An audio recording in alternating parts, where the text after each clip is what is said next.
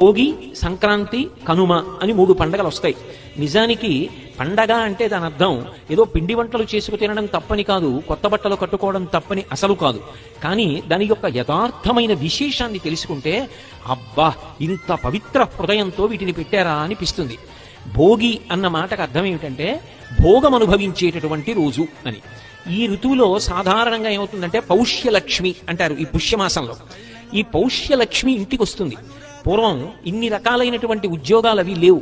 ఎక్కువ మంది వ్యవసాయం మీద ఆధారపడేవారు. ఆరుగాలం కష్టపడినటువంటి వ్యవసాయదారుడు పంట కోసి ఇంటికి తెచ్చుకున్న తర్వాత ఎంత సంతోషాన్ని పొందుతాడో.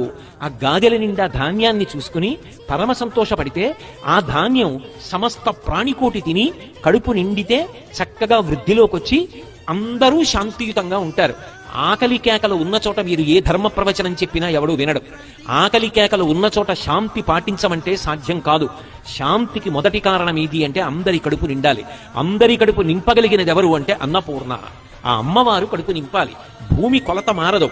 కానీ ఎన్ని కోట్ల మంది పెరుగుతున్నా ఇంతమందికి అన్నం ఎవరు పెట్టాలి అంటే ఆ తల్లి పెట్టాలి.